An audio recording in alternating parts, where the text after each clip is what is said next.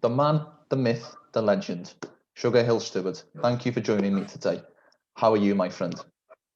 I'm doing excellent, Mike. That's good to hear. How about yourself? I'm doing excellent, and I'm doing all the more better for talking to you today. Let's get started, because I don't think it's a fair. I think it's a fair statement to say that the Steward name is synonymous with boxing. But can you give me a brief insight into your own journey in boxing and how you became Tyson Fury's head trainer? I became Tyson Fury's trainer when a good friend of mine, Andy Lee, called me and asked me if I was interested in training Tyson Fury for the rematch with Deontay Wilder. I've been knowing Andy for about 7 years, maybe prior to that, or more really. He lived with us for 7 years, but I've been knowing him, longer than that, since 2008. And yeah, he asked me if I was interested, and I guess before that, Tyson and Andy had been talking. I guess going over some trainers and stuff. Tyson asked Andy for some advice on who should he get to train him, and my name came up. I was called, and here we are now. And you had worked previously with Tyson around about 10 years previous at the Kronk gym. I believe you spent a couple of weeks together, yourself, Tyson, and Emmanuel. Yeah, I remember when Tyson Fury first came to the Kronk gym in America, in Detroit, and I was in the gym training, and just somebody called out and said, "Hey, this guy named Tyson Fury here. He said he's the new heavyweight champion. He's going to be the heavyweight champion of the world." And I just turned and looked, and to my surprise, I saw this big, tall guy, But at the time, Vladimir Klitschko was the heavyweight champion of the world. And yeah, I was just like, oh, okay. And then they told me he was here, to see Emmanuel, and they pointed him my way, and we spoke and introduced each other. And I told him, Emmanuel's not here. I had somebody call Emmanuel, and had him train that day. He wanted to work out. He worked out that day. Emmanuel came and got him, and yeah, he stayed with us for about a month. And if we could very briefly touch on the Kronk gym in Detroit, Michigan. I wouldn't even want to start naming names because there's so many fighters who spend time there or train with Emmanuel and others. But what did Emmanuel and the Kronk gym more generally capture down there that made so many fighters want to spend time there? I believe back in the day, it was just a pool of good fighters. In gyms nowadays, there aren't many fighters with good sparring, I should say, or top-notch fighters in that same gym training at the same time. A lot of people want their own individual time. A lot of fighters who are champions at top caliber, they only train in a gym where they are the top fighter. And at that time, the Kronk gym had numerous top fighters at the same time, multiple world champions at the same time. So sparring was a great place to have sparring, a great time. And that's some of the things that I've taken from it, is to always have sharp sparring, have good competition around, in a family-oriented environment. And I think that's what drew a lot of people to the Kronk boxing gym, along with getting knockouts. I suppose what you're trying to say is the idea of iron sharpening iron, the world-class caliber guys working together to make their skill sets even better. Yeah, it's almost like a Manchester United football team or Liverpool. They're gonna. You want to have the best players there to help develop the other players or to make the best team. And Kronk was always a boxing team. It wasn't just an individual person or thing like that. It was a boxing team. Yeah. So if we move back to yourself and the present, you became Tyson Fury's head trainer in around about November 2019, around about 3 months before the scheduled Deontay Wilder rematch. Can I ask, once you became head trainer, how did you schedule that camp in the lead up to that fight? What things did you have Tyson doing? Well, I only became Tyson's head trainer January 1st. Oh, I did not know that. Yeah, it wasn't before that. I was actually brought in.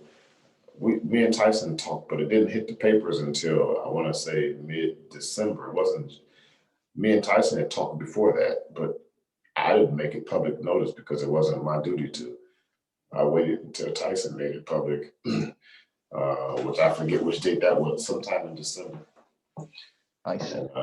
And then, then I was officially the trainer. Okay, so I will reframe that question. From January the 1st, how did you structure that camp? I structured the training camp with Tyson Fury being strong. I needed him to be strong. I needed him to know that he was strong. He was the biggest, strongest fighter in boxing. Yeah. And that's pretty much how the camp went.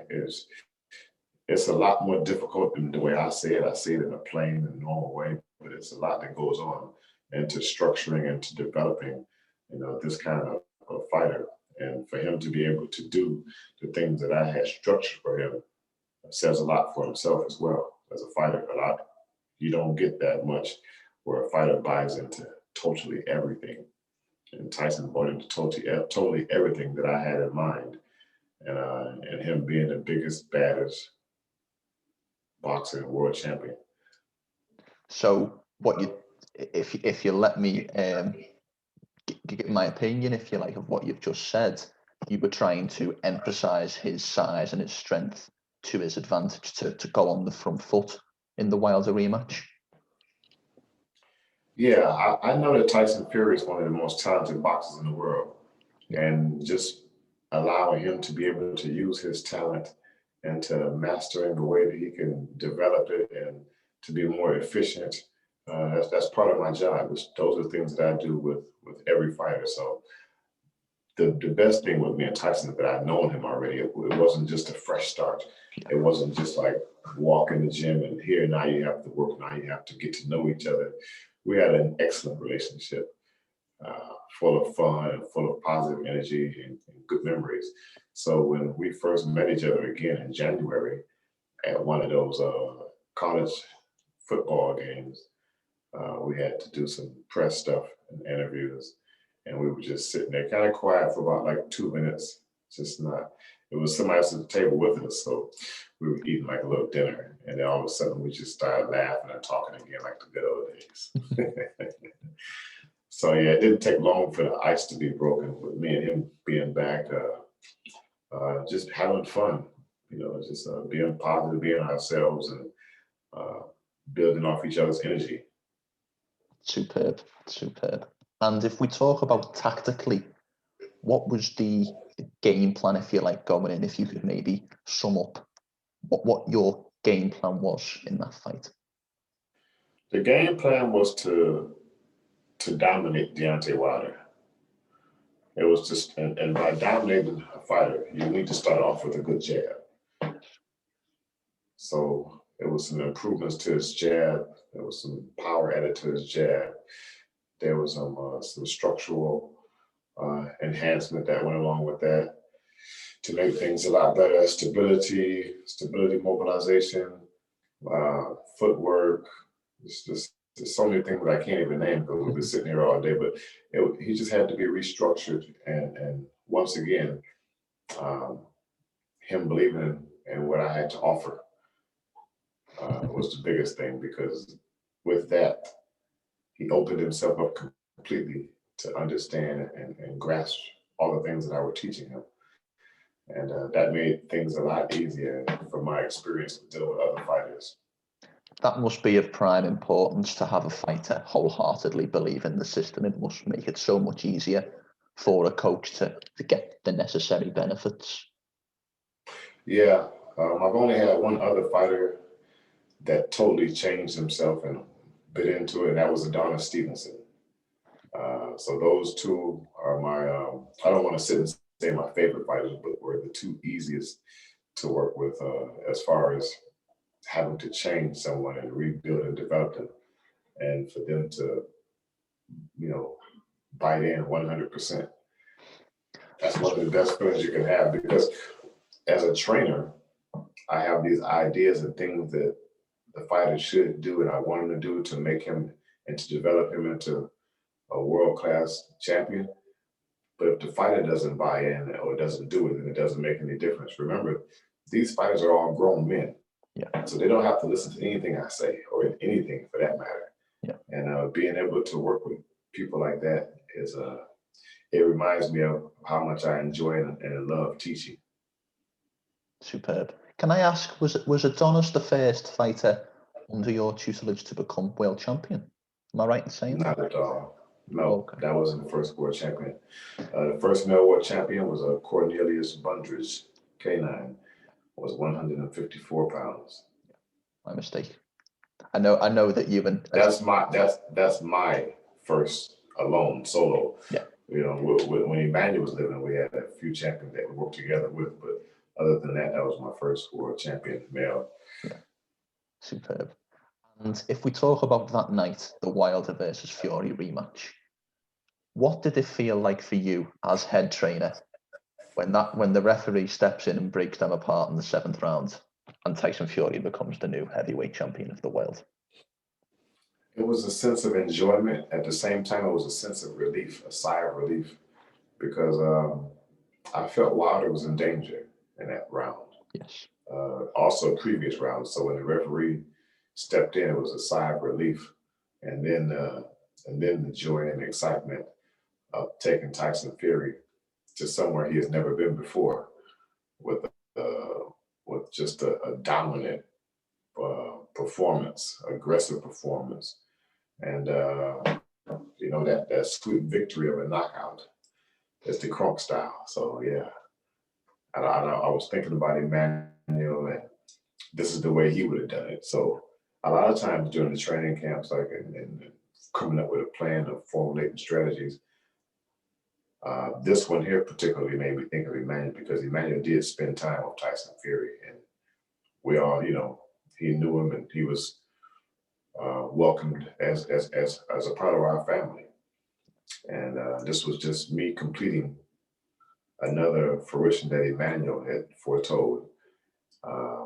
Tyson Fury becoming the world champion again, but not just a world champion, but in the manner that it was told, that Deontay Wilder would be a big champion in boxing and Tyson Fury, big champion in boxing. And these two happened to meet at the same time. And I happened to be in the corner of Tyson Fury for that exciting, sensational 7th round stoppage of Deontay Wilder. It must have felt like the journey was full circular, if you like, to not only have started to finish something that Emmanuel had started with Tyson, but to fight to go so much like the Kronk style of fighting, that aggressive forward front style. It must have just felt magical for yourself. Yeah, you know what? I was excited for one other fight, and that was Adonis Stevenson versus Chad Dawson, where I actually jumped up and I'm excited. And then for this fight here with Tyson Fury, the excitement, the adrenaline, you know, just the atmosphere of this place being a sold out arena, people watching all over the world. And never forget, this is the heavyweight division. This is the granddaddy division of them all. And to be a part of that on that stage was, it was just an unbelievable moment. And yeah, I didn't know what else to do. I was going to jump into the ring, but I stopped. I was going to jump over the top ropes. And by the time I got up there to do that, Tyson was headed my way. And I figured if I jump in, it'd be a big collision, you know, something like that. So I kind of stopped on the outside the ring and gave him a hug. And he hugged me. And then all of a sudden, with his big strength, he planted a kiss he planted a kiss right on the smackers, you know. So I was like, oh shit, what the like that? But I couldn't get away because he already had grabbed me. So I didn't think about it too much after that, but I do remember that. I was like, oh, what did he do that for? But yeah, it was you know, it was all love, and it was all a part of, you know, expressing our feelings. So we were both happy and excited in the fashion that the fight took place and the way it ended. Yeah, 100%. Yeah. Let's maybe move from the present, if you like, to the future a little bit. We have these rumors that Tyson is going to fight Anthony Joshua hopefully in the near future. Can I ask, if that fight does take place, will you stay on as head trainer for Tyson? And will the style of fighting that Tyson employs be similar to the Wilder rematch? I couldn't tell you what the style would be like. It's going to be Kronk style, so you can look that up throughout history and see. It's going to be an exciting fight. Yeah. The Kronk style of fighting is an exciting style of fighting. And as far as I'm concerned, there's nothing changed for as far as whether I'll be in the corner for Tyson Fury's next fight. We still talk. We still train every few months together, and that's just the way it is. Staying sharp, staying ready, keep on teaching, keep on reaching. Fit as a fiddle, all that good stuff. All that good stuff. Yeah, but no, we stay ready. I've talked to him, and he agrees he should never stay out of the gym. You should always be in the gym training and getting better, practicing, sharpening up the tools that you already have.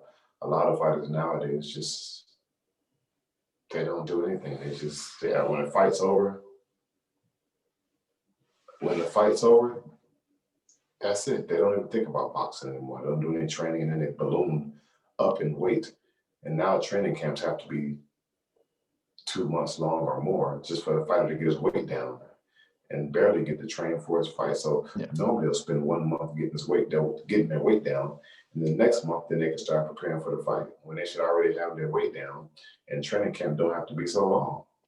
That's some old school stuff. I'm old school. Stay ready. I like the old school SugarHill, believe me. Yeah, stay ready. Yeah. Stay ready and punch hard. Is that Kronk style summed up in one sentence? Stay ready and punch hard. You can't do anything but stay ready. You're in the ring for 3 minutes. Yeah. You can't stay ready for 3 minutes. You've been doing this your whole life. You can't stay ready and stay focused for 3 minutes. Yeah. Can I ask as well, you mentioned you became Tyson's head coach on the 1st of January. The fight took place, I believe, on the 22nd of February. So around about 6 or 7 weeks turnaround. In that short amount of time, you could make so many improvements in Tyson's game. If you continue to work with Tyson, how good can he get? How high is his ceiling? Well, Tyson has unlimited potential. And this is just, of course, my own personal. This is my own personal opinion, but yeah, he has unlimited potential. There are things that I haven't tapped into yet because there isn't time. There's always time in the season for everything. So everybody better just stay tuned in because there's a lot more to come. There's a lot more that I see, a lot more that I know that I can get out of Tyson Fury. But you got to start believing. You got to start watching. A lot of believers, and there's a lot of people watching already. SugarHill. He's got to fight. Shit, he ain't fought. He's ready to fight. I'm ready for him to fight. He's learned some things already now that we want to go out there and showcase. And he's itching. I mean, he's really itching to get out there and do some damage, actually, because that's what boxing's about. It's about doing damage. Yeah, couldn't agree more. Let's very briefly touch on some of the guys that you are working with at the moment. We have former IBF heavyweight champion Charles Martin, which I know you work quite closely with, and the Terrell brothers, Anthony and Andre, former super middleweight champions respectively. What do them guys need to do to get themselves back into world title contention? How far away do you think they are from that? Those two guys aren't far from a world championship level. Remember, they were at the world championship level, so it's not like they're too far off. They just need the right opportunity presented before themselves. That's all. The right fights, and they're right back in the championship. Yeah. They can go fight for championships right now. Yeah, those two guys aren't far off from that world championship level. So yeah, it's no long wait. They've been there already. They've experienced. They have the experience. Those are veteran fighters. put a championship fight in front of either one of those guys, and they'll be there to perform. Superb. Can I ask, are you working with any up and comers at all that fans should keep their eye on? Is there anyone you could give us an insight into who's got very big potential? Oh, who's coming up? You said? An up and comer who you're perhaps working with. I like a fighter right now. His name is Timur Kirval. He's a Russian fighter. He's 9-0. He's a middleweight, southpaw. I like him a lot. He's very slick. He reminds me of my boy Andy Lee a little bit. You know, I like a southpaw middleweight for some reason. It seems to run in the family. But he's one of the fighters that I'm really looking forward to taking to a big stage and actually winning the world championship with, and to be dominating. The hard part about it is like the communication. So I don't speak Russian. He doesn't speak English, but I'm still able to teach in a fashion that's effective and efficient. So that's a challenge. But we're both learning each other's language to be able to communicate better, which I know will make for much better improvements and much more success in the future. Another fighter that I work with right now is Julian Williams, and he's the former 154-pound champion. So he's a good fighter. We spent time working together. Just this time that for this COVID Corona has really been in a lot of ways a blessing, because it makes all of us slow down and to understand and to do things that we used to do that are so forgotten because everybody's moving so fast. So I've been doing a lot of training with these fighters, a lot of talking to them, a lot of developing during this downtime. So when it is time for them to fight again, they want to be back in a big way. And I want them to be exciting, and I want them to be, be headed in the direction that they want, because they chose me to be the trainer. And by choosing me, you get knockouts. You get knockouts, you're getting exciting victories. You're getting what boxing's all about. Yeah. To be quite candid with you, SugarHill, one of my favourite fights in recent memory was Julian's world title victory against Jarrett Hurd. I didn't think that fight got the hype it deserved, but I just thought it was a fantastic contest, and Julian really showed his skill in that matchup, being a reasonably sized underdog. Yeah, that was a very interesting fight. I remember I didn't watch the fight, but I saw it later. I heard about it and then saw it later, and I was like, oh wow. I didn't realize I'd known Julian since he was an amateur. He had to fight one of my guys in the U.S. championships, and through our conversations and talking, he reminded me of that moment, and I was like, oh, that was you, Philly. And I remember, because in amateur, those guys had a headgear on all the time, so it's not really like I can see their face. And I remembered him when he said it. I remember how he came out and dominated my fighter in the first round of that tournament. And the second and third round didn't go his way, but I do remember him in that first round. I had to pull some things together for my fighter for him to beat Julian. But yeah, it was he came out. He was sharp. I always remember that. I've always remembered him and that fight when he reminded me that it was him. So he's got a lot of tools. He's got a lot of athleticism and his thinking, and of course he's got a heart as well. So those are things you can't teach. And I see a big promising career for Julian with us working together and him developing into the kind of fighter he wants to be. He's a Philly fighter, so the Philly and Detroit got that reputation. Yeah. And teaching him is not difficult at all either. It's also enjoyable because Julian likes to learn. I mean, he'll ask questions, and it allows me to develop and sharpen myself up in conversation and teaching, so that I can get through to a lot of fighters even more with practicing with Julian. So I'm enjoying it right now. Superb. Can I ask briefly before we finish, other than these guys that we're talking about that you work with, who else impresses you on the world stage? Who do you like watching or are impressed by and see a big future for? Well, naturally, if I must say, one of my favorite fighters to watch is Terrence Crawford. Teofimo Lopez. Um, I like to watch. Hey, I like these new guys that they have out.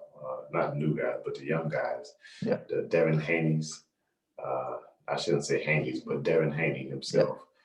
Uh, very rising star, and it's kind of he's been through the Kronk stable uh, when he was a young boy. I remember I had to spar him when we were young, so it was kind of he gave me problems back then and he was nothing but what, like 11, 12 years old, I think.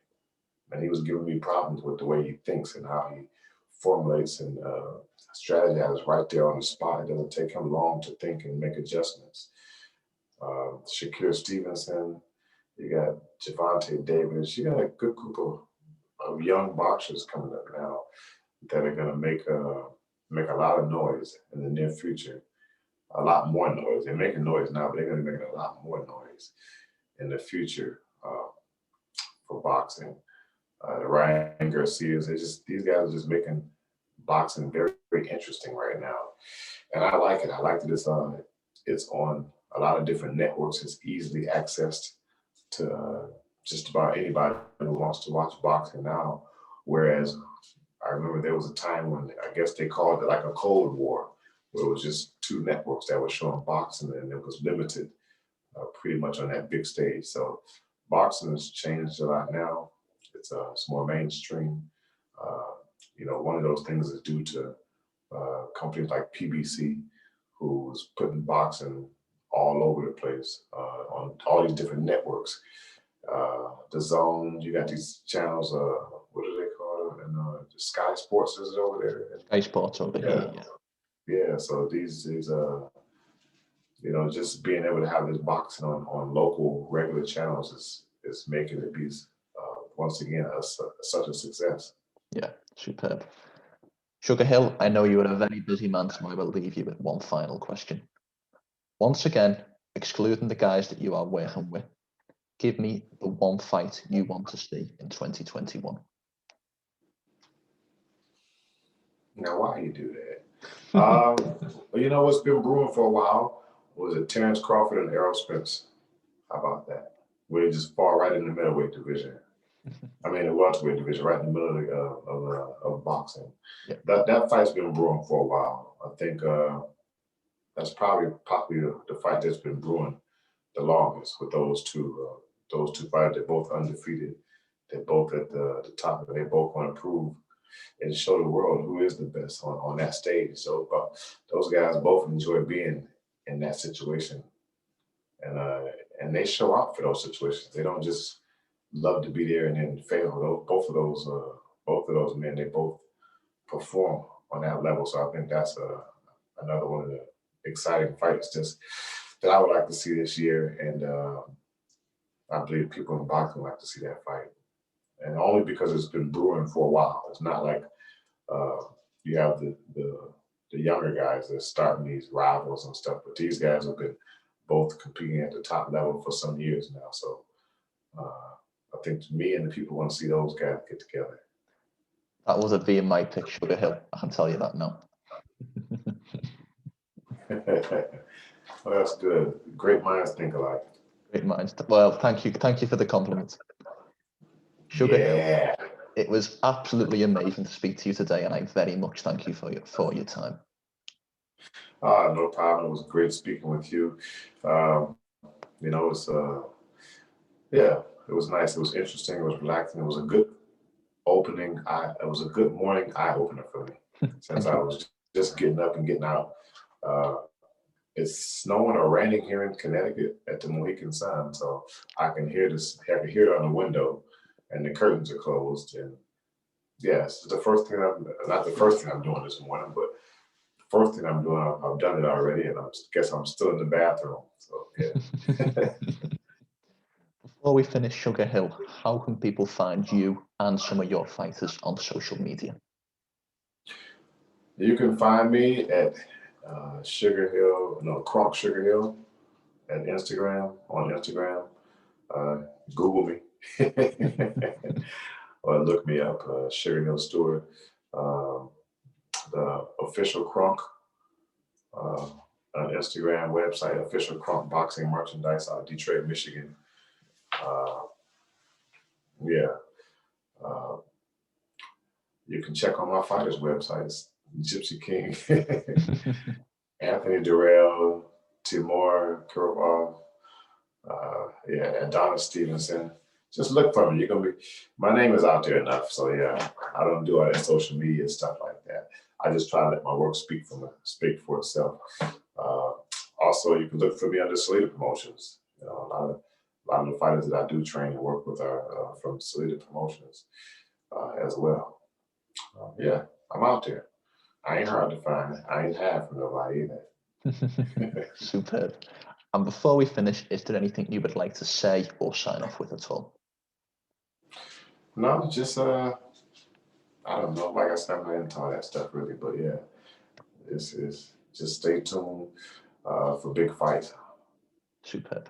SugarHill. Only big fights, big exciting fights. That's it. Big fights and big knockouts, as we said earlier. Bang, bang, and get it over with. That's what we like to hear, SugarHill. Thank you for your time today. All right, take it easy, Mike.